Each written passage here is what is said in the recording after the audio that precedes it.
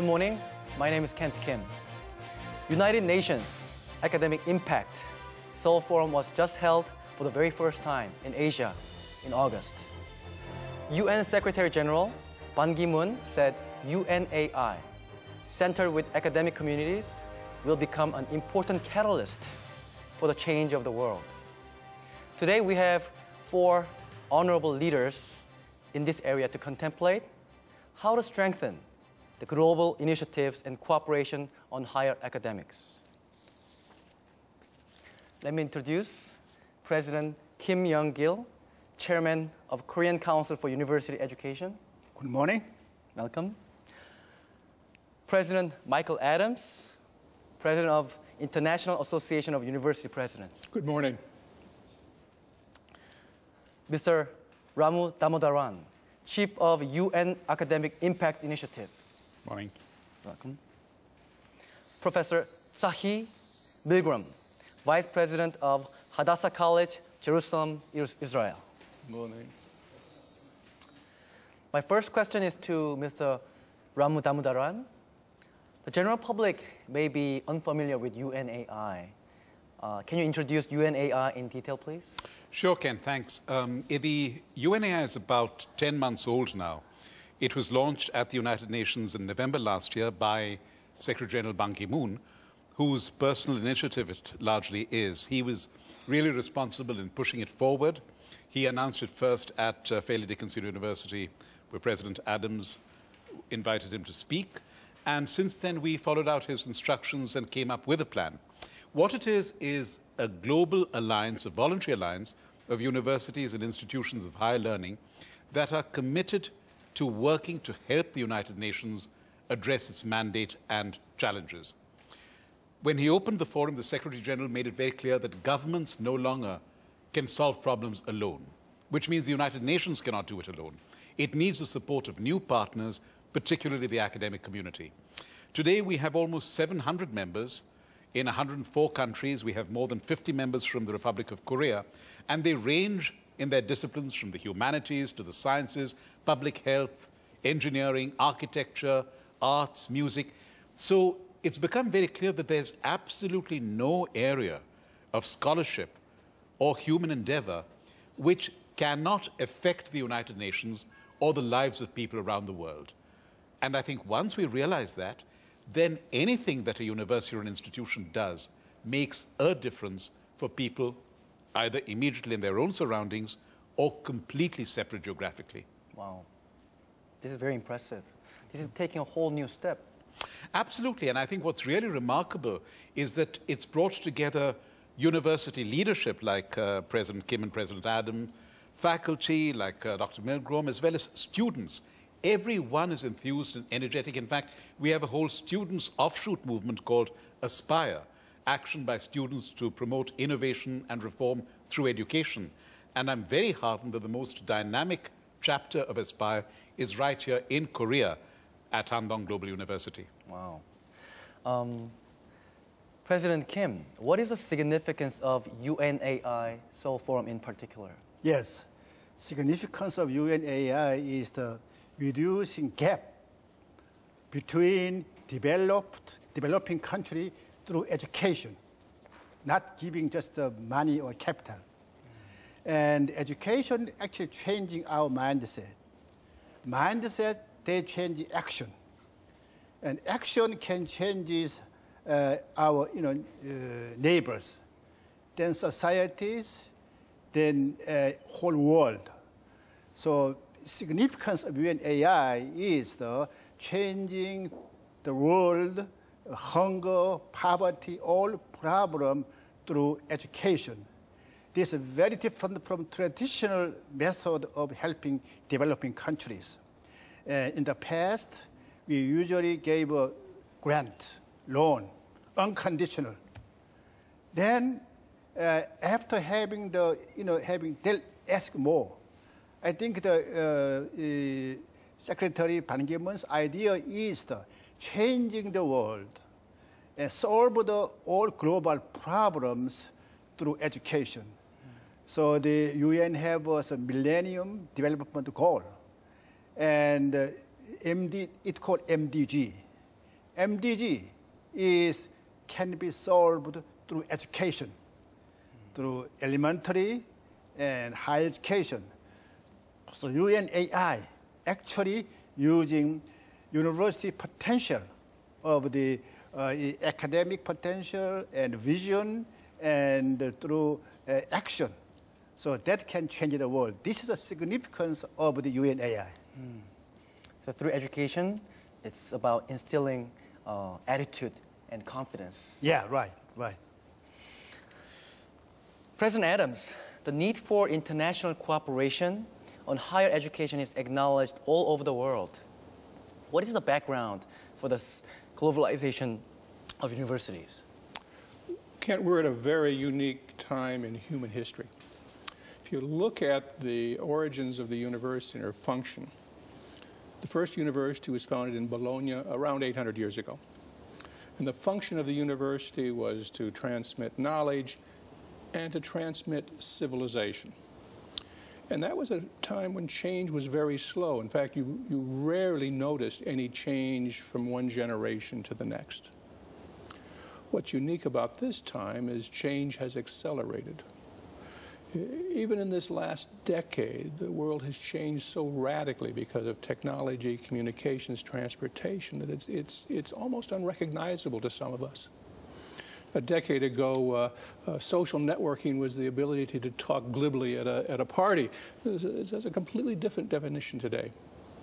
Universities understand that our traditional role of transmitting knowledge and civilization has changed because the world has gotten smaller, it has gotten more complex and more interrelated. And therefore, a new role universities understand is that we really got to help us understand each other, to help our students communicate in ways that are contemporary and reflect the reality of the world we're in. It's a new responsibility that we are coming to acknowledge. So the colleges and universities must change as well. That's the point. And that's a challenge, too. Great challenge. Professor Milgram, why does the United Nations want to involve the academic community? I can hardly answer for the United Nations, but I can say as an institute that we believe that every institute must have international connections and collaboration with other universities and academic institutes around the world. Unfortunately, not all the universities know how to make these connections and with whom. And here comes the United Nations with a very important role, first of all, as a facilitator. And I think that it can build connections and collaborations that could not be available without the help of the United Nations. And as an educator, I would say that the United Nations is playing here like the responsible adult. As a chemist, I would say that the United Nations is an initiator and catalysator of this process. In terms, Mr. Damodaran, in terms of strengthening the international cooperation for higher education and promoting interactions, what is the ultimate goal of UNAI? You know, Kent, I think as Dr. Adams mentioned, we're in such a different phase now of international cooperation because of the rapidity of it. But, you know, look, for instance, at this wonderful backdrop behind you. Now, when whoever designed it for personal satisfaction, probably knew that someone someday would appreciate it. But there's no sense that this was going to be something global. Now, we have two almost contradictory impulses. You have scholars who work in loneliness because they need peace, undisturbed, to be able to work and create, accomplish, and be remembered. And you have others who want to be energetic and to cooperate with others and reach out. The point of UNAI is that there's room for both the lonely scholar as well as the cooperator, so to coin a phrase. Because even individual scholarship, intense and isolated though it may be, can make a difference. And I'll give you a very simple challenge, if you will. Go through the list of Nobel Prize winners, no, not for peace, not for literature, for chemistry, physics, medicine. Look at the discoveries that they have been recognized for. You will find that each of them have made a difference to people's lives. That is what the United Nations is set up to do. So when those two aims coincide, then you have an absolutely cooperative and mutually supportive approach. And that's really the mission of UNAI. To expound on that, Professor Milgram, what is the first step in creating international project for higher education? First of all, we must remember that any project that is done is project not only between universities or institutes, but first of all between people. And that's why the first condition is mutual trust and respect. And understanding that both, or more than two, but both institutions are coming in equal situation, in equal level, and it doesn't matter if it is north and south and developed and development. Believe me, when you are coming to make connections with one institute, you must look straight in the eyes to the other people and then understand that this must be a win-win situation. And only from this point of view, you can begin, and this is the first step. I think you're saying that the horizontal communication must be established. Yes, and then the sky is the limit. President Kim, Yes. the history of universities in Korea is relatively short compared to that of the West. However, many universities have grown substantially with the help from foreign nations. Could you explain the development of universities in Korea? Yes. History of Korean higher education is relatively short. In Europe, maybe 400 years old. And in Japan, maybe 200 years old. Korea, about 100 years old. And so the higher education actually started about 100 years ago. And so one of the earliest, first national university was Seoul National University. And other one is established by the missionary from the Western countries. And actually, the Korean higher education actually started after Korean War, say 1960s. Until 1960, higher education in Korea mainly focused on undergraduate, not for research. In the 1960s, Korea started for industrialization. And they need some higher education, like the master's level, PhD. Until that time, many Korean universities, they didn't focus on graduate school. The first graduate schools established by government was the KAIST through the aid of the USAID. USAID, they helped establishment of the Korea Advanced Institute of Science and Technologies. They are focused on producing masters and PhD. After that, private university focused on research was a POSTECH, Pohang University of Science and Technologies, 1986. And so after that, Seoul National Universities, many private universities, they also start, the upgrade of the graduate schools. And so I think the KAIST and POSTECH were first momentum for upgrading of the Korean higher education. POSTECH was strongly supported by POSCO, because the graduate school of science and technologies, they need a lot of financial assistance. So also the KIST was a government-established research institution. That was in 1967. That was helped by USA, the Lyndon B. Johnson, when he visited first time in Korea in 1963. And he helped for financially establishment of KIST. So in Korea, KIST, KAIST, POSTEC, Seoul National University was a main, the higher education institution. That is helped by UN, and UNCRA, UNESCO, and also USAID. And now we don't receive any more aid from the foreign countries.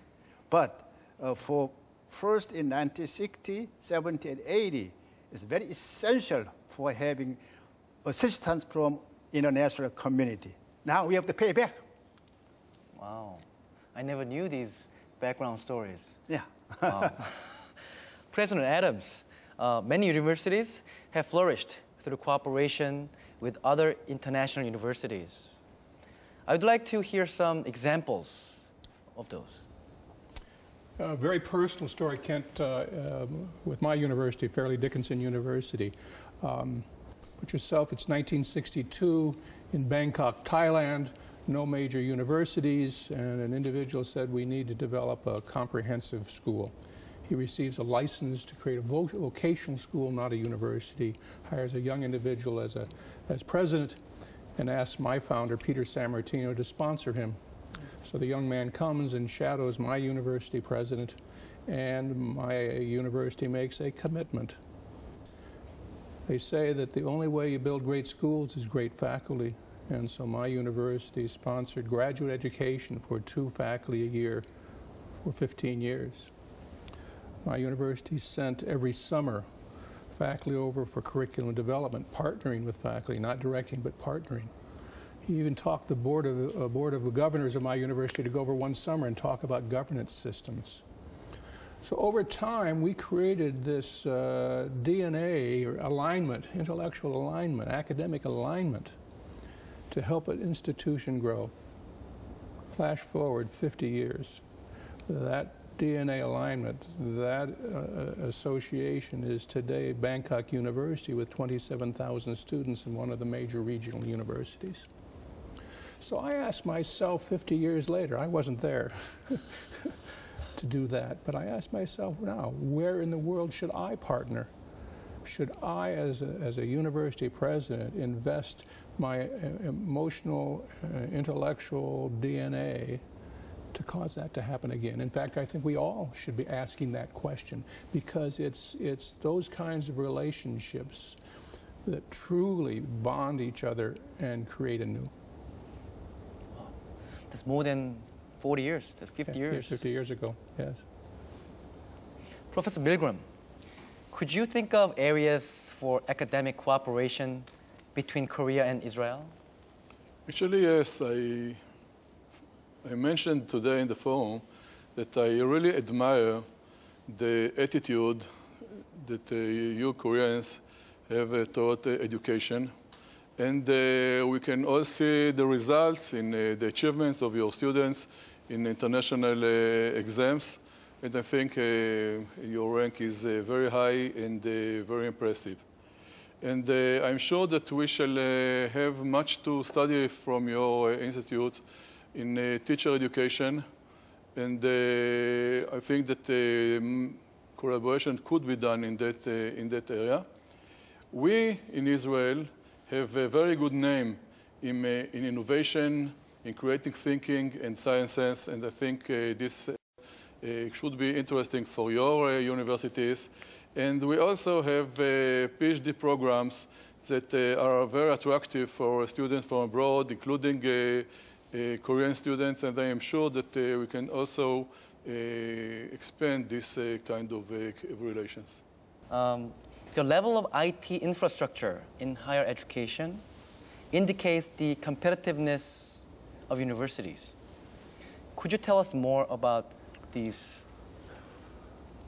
Of course. There's a race underway.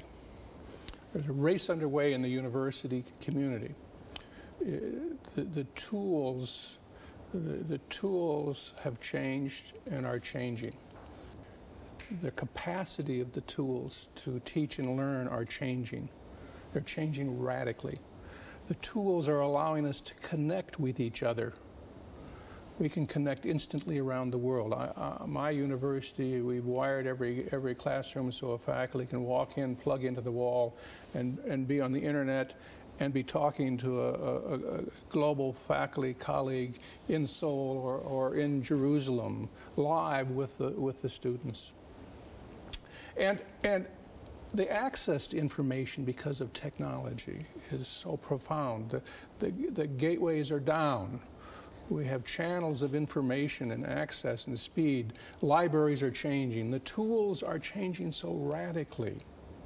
So what our challenge is, President Kim and I are in a race. Mm-hmm. We're in this race, and how do we respond? How do we integrate all of these new tools into the learning environment, into the doing environment, into the skill set our faculty use, the way our students demand and expect to learn and interact, is a huge challenge. And there is this transformation going on.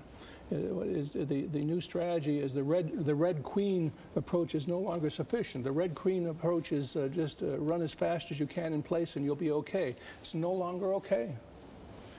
So technology is influencing everything we do. But technology has got to be used as a strategy, not as a toy.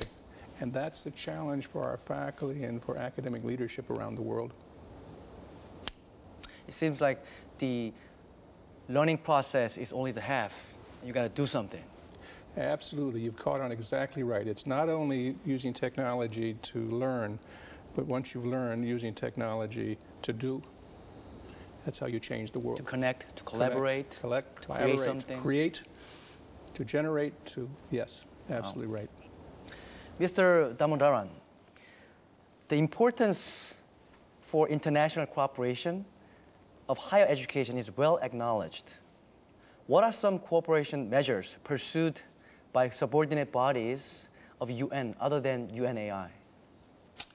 Well, actually, Kent, you have examples right here in this room.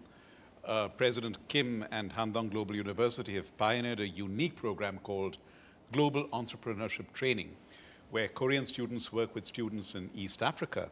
And this started even before UNAI in partnership with the United Nations Development Program and UNESCO, the Education, Scientific and Cultural Organization. But I think it really requires the genius of the institution to be able to tap these resources, come up with a workable idea, and get that partnership going. President Adams has talked about new technologies, but I think he would concede that some old technologies are still very durable, and he is responsible for getting United Nations radio programs on university campuses around the world. Because we produce radio programs, but we don't have a radio station. And so we send them to broadcasting stations around the world, and you're in the medium, and you know that broadcasting stations are rather picky about what they get, and they're being supplanted by television and other means. But campuses still have a very live audience for radio programs. And so thanks to Michael Adams, we have that audience. One of the most recent achievements of Secretary General Ban Ki-moon has been setting up what is known as the United Nations Gender Entity. It's called UN Women.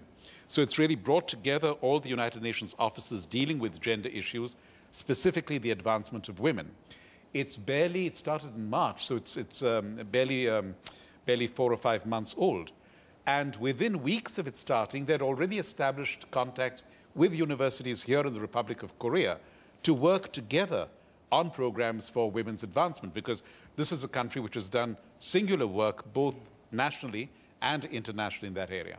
So I think you will find that UNAI is by no means the first or the exclusive pattern of international cooperation from the UN. But I think where it is unique is bringing these strands together and allowing each institution to contribute according to its own genius, or for that matter, its own set of geniuses or genii, if you will. President Kim, Handong University has been appointed as a global hub educational institution. Mm-hmm. Could you tell us how UNAI will administrate the global hub educational institutions in the future? Yes, global community is threatened by energy crisis and food shortages. Also the global warming, the weather changes, and poverties. And as the founding president of the Handong Global University in 1995, I'm still serving as a Handong, the university president. And our focus from the beginning was global education, like this Michael Adams, the FDU.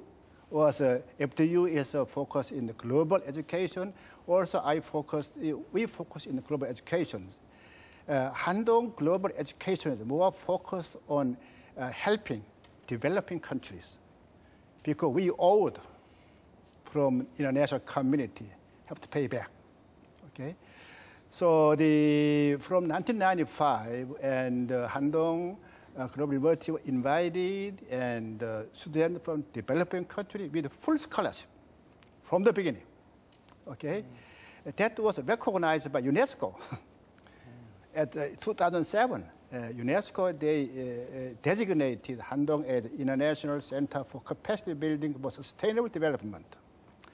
We started through the entrepreneurship, education. We continued. Finally, UN recognized, okay? And so it started from the UNESCO uni-twin, like university twinning and networking at the center, but now UNAI, they designated Handong as a capacity building higher education in this year, 2011 January. There are three components as a role of the capacity building higher education. First one is like education for global leadership through entrepreneurship education. Second one was green technology for green growth, sustainability. And third one is prosperity for global partnership and connecting between the North, South, South. North means advanced country, South means the developing country. So the three essential role of the UNAI Global Hub for Capacity Building, there are three roles. First, entrepreneurship, creating from nothing to something by changing the mindset, and this global leadership education. Then the green growth is very important. And so Handong is focusing for green growth, for the developing green energy for preventing the global warming. Also some food shortages by developing like supercorn project. And also in the UNESCO Uni-Twin for partnership, Korea has a very unique position to help developing countries, bridging between developing countries. So we are acting as a catalyst. And we bring students, we send them to Africa and many developing countries.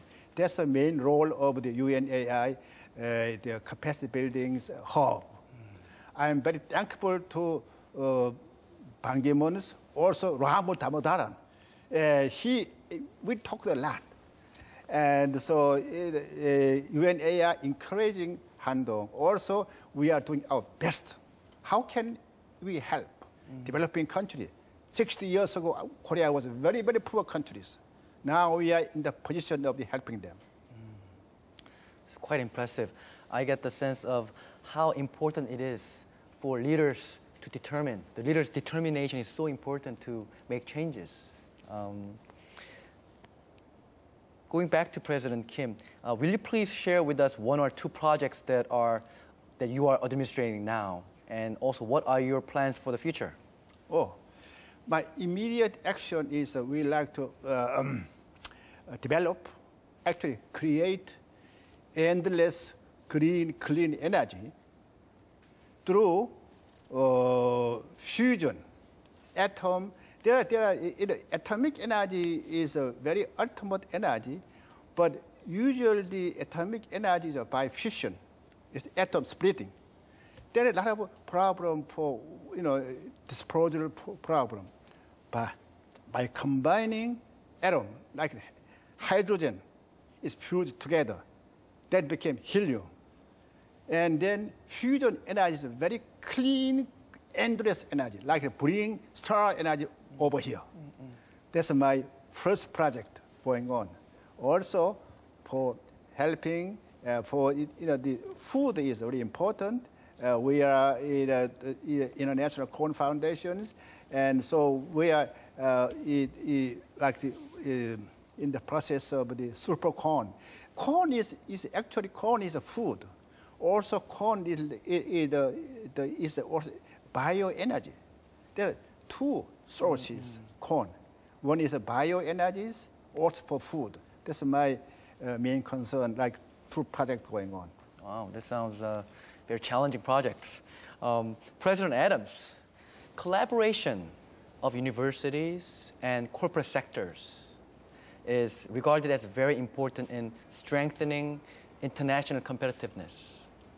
What are some measures to enhance this collaboration? I have had the opinion that in the United States that's collaboration had been responsible for so much of our development over the last 50 years. And that was confirmed today with a friend of President Kim, Dr. Shin from NASA, and presented us data that showed rankings of institutional, academic, corporate interaction. In the U.S. and the world is #1. So an opinion was confirmed. And he also, Dr. Shim, suggested why and how that happened. And he suggested that it is largely a government policy that both facilitates connections of what needs to be done, that establishes priorities, and then assists with identifying and providing funding. So, frankly, the notion of governmental agencies understanding the power of this interaction is, I think, the primary way it happens. I particularly appreciate, though, also what Dr. Milgram mentioned about faculty, the power of faculty, because it's faculty working with colleagues. It's people to people. I've learned it's less about organizational structures, organizational policy, and it's more about empowering the mindset of individual faculty to reach out to colleagues in the corporate community that causes things to happen. So it's policy and people that facilitate that taking place. And that policy also comes from people. You bet. It's a great circle. It's a great circle. Professor Milgram, change and innovation are the common interests for all worldwide leaders. Universities also cannot be free from them. What is your opinion on this matter? I totally agree. I would tell you a story. I am a member of a forum which is called IUT, Improving University Teaching. It includes professors from many universities, I would say, all over the world, that meet once a year and talk about methods to improve university teaching. And I see the frustration of some of them because they know that when they come back to their institute, they can do what they can do in their class, but they cannot change anything else in the institute. And because, as Professor Adams said, it's a policy and people that make the product. And without policy, people can do as much as they can. And so those of them who are lucky, like us, that we have the authority and the power to make change, we can make change. But some of them told us a story. He came back to his university and with some suggestions, and got the answer. This university, of course, in Europe, exists 600 years. You want to change things in 1 or 10 years. And this kind of university will not survive. They will sink. And because changing is the name of the game here. And if universities and institutes will not adapt themselves to the changing times, the changing academic situation, they will not survive. It seems to me that by education, you can better communicate, and by communication, you can create and change. I absolutely agree. Mr. Damodaran, what, based on your own experience, are some obstructions in creating international cooperation in higher education? The obstacles in cooperation and research, I think, are, first of all, financial, in the sense universities are often under-resourced. Second, there are problems of visa regimes. Scholars cannot travel freely from country to country. There are political obstacles. And I think, thirdly, also, we still have to acquire a sense of collaboration rather than competitiveness. So in other words, people, rather than competing up to a point and then realizing that they can get much further working together, continue to compete and work in silos. And it takes tenacity and a certain purpose, as Dr. Milgram said, when you try and find these connections, say, between Israel and the Republic of Korea, and are able to join the dots together. Now, as far as education, higher education is concerned, I think there are two obstacles. One is, and I'm by no means an expert on the subject, and from what I've gathered, there are far too many spurious institutions giving less than honest degrees. And people go after these, they get the letters after their name, and they feel they're educated, they go into the market, they claim they're educated, but they're always under false colors. And that, in a sense, diminishes the value of real institutions. So I don't know. I mean, I think my senior academic colleagues here would be far more equipped to answer this than I am. But obviously, there has to be some measure of standard setting so that employers know the worth of a truly educated employee or student, rather than someone who is ordinary or mediocre, but has paid the money to get a dubious degree. But that's essentially, I think, where the dangers lie. That has been the real problem recently, even in Korea too. President Kim. Yes. It is said that the barriers among nations have been broken down. But on the other hand, the gap among nations are becoming larger. What are some measures to deal with this situation? Yes, actually, with globalizations and poverty is a problem within nations as well as between nations. We have to reduce poverty problem within nations and between nations. And right now, many higher education, they make a league, top school, Ivy League, or whatever, they have their league. Or undergraduate in the poor countries, developed countries, they don't have. There are no actually, the exchanging or the relationship. That is a big problem. So knowledge gap getting bigger and bigger. So what you can solve is exchanges, collaboration, partnership between developed and developing countries. And I'm not talking about technology, because technology, what they need in the advanced country, and they are so high, sophisticated. Actually, it's not useful in developing countries. There's some appropriate technology, like which can be used in the developing country. So appropriate technology is we can train people, educate people, appropriate technology which can be used in their own countries. So I think for solving this the poverty problem and advanced countries, they should educate people, not their standard. And so what they need in their own countries. And if we have educated people in undergraduate, like the maybe master's degree maximum, then they could go their own country, they could use their education they learned in the advanced country. So I think to solve the, the poverty problem between nations, cooperation, helping developing countries through education is very important. Professor Milgram, all countries of the world are interested in strengthening core capabilities and fostering internal competitiveness. Sufficient funds and research climate are regarded as the root of core competitiveness in universities. What is your opinion on this matter? Competition is a part of academic life. And competition is I would say, is the most ancient and the strongest motivating force.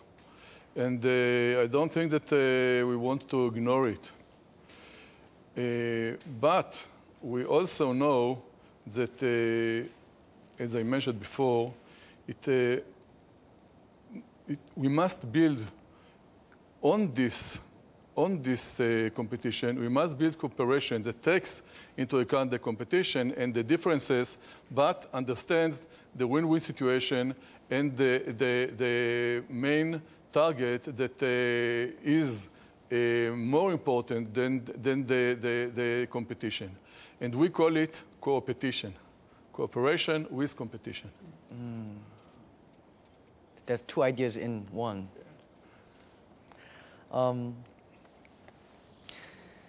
I'd like to ask each one of you, you can make it short. I'm going to start with Mr. Damodaran. What are the goals that the universities in the 21st century should pursue for strengthening international competitiveness and promoting interactions?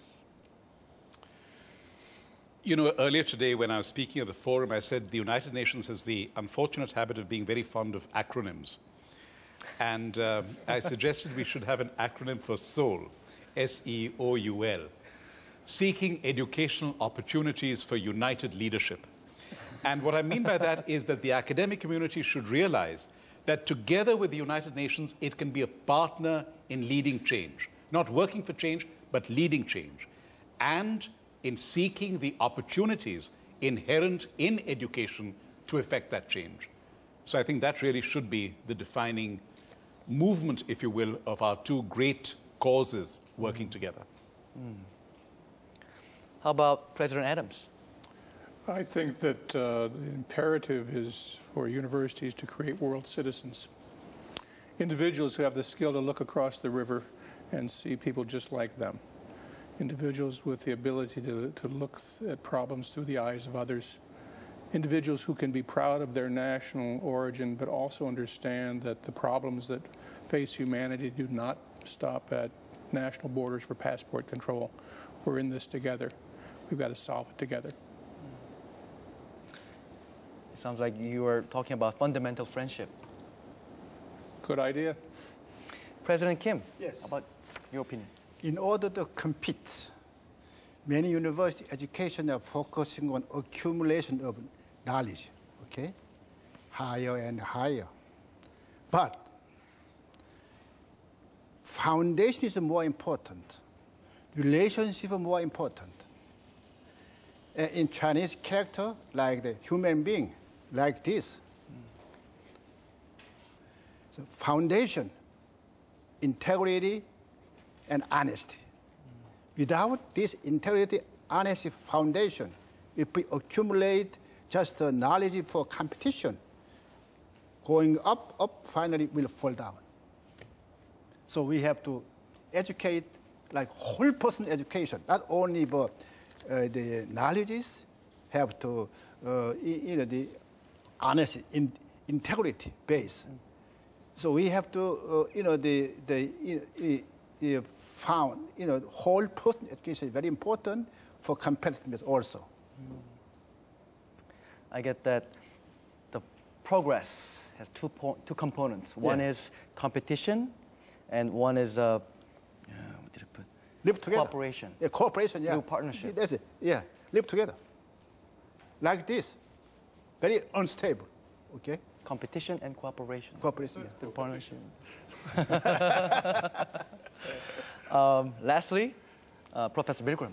I agree with my friends, but I would like to add one word, flexibility. I think that universities, institutions, and countries must be flexible, must see the situation, must understand what is going on, and adapt themselves to the situation and not stay in Israel. We say that the fatal mistake is to prepare yourself to the previous war. And some universities are doing it, and I think they must be flexible, must be changed.